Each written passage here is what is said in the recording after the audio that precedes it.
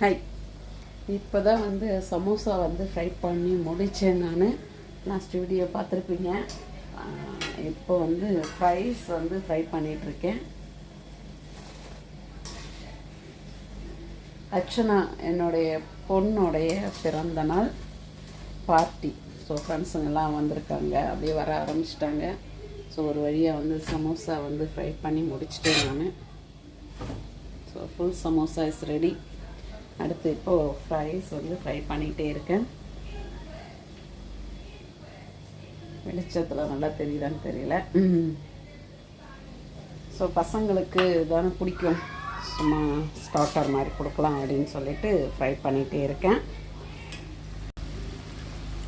பார்த்திங்கன்னா ஃப்ரைஸும் நல்லா ஃப்ரை ஆகிட்டே இருக்குது. கடை நிறைய எண்ணெய் தான் வச்சுருக்கேன். பசங்க வர ஆரம்பிச்சிட்டாங்க பார்ட்டிக்கு.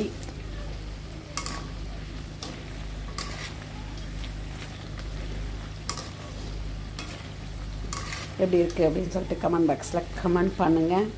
ஸோ நம்ம இதெல்லாம் ஹோட்டலில் ஆர்டர் பண்ணோன்னு வச்சுக்கோங்களேன், நமக்கு நிறையா காசு ஆகும்.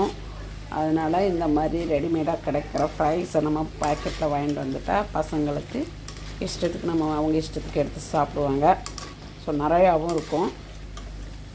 அதனால் நமக்கு வேலை கொஞ்சம் அவ்வளோதான். பட் ஆனால் நமக்கு கொஞ்சம் பசங்க சாப்பிட்டாங்கன்னா ஒரு திருப்தி இல்லையா நல்லா.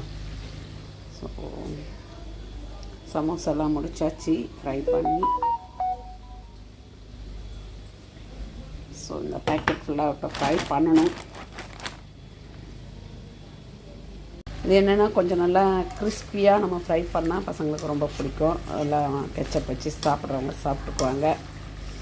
அதனால் கொஞ்சம் இந்த கலருக்கு வரும்போது எடுத்துக்கலாம்.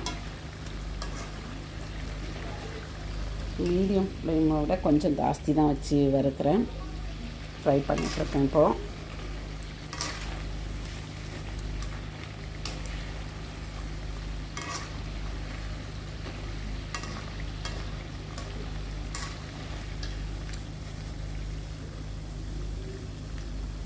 ஸோ இந்தளவுக்கு கலர் வந்தால் போதும், நம்ம அழகாக சூப்பராக ஃப்ரை பண்ணிடலாம்.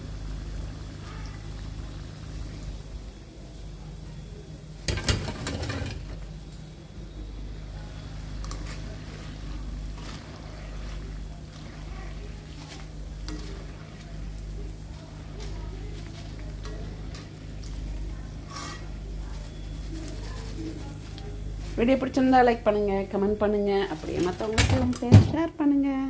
அப்படி உங்கள் விஷஸையும் வாழ்த்துக்களையும் என் பொண்ணுக்கு விஷ் பண்ணிவிடுங்க, பர்த்டே விஷஸாக. பை.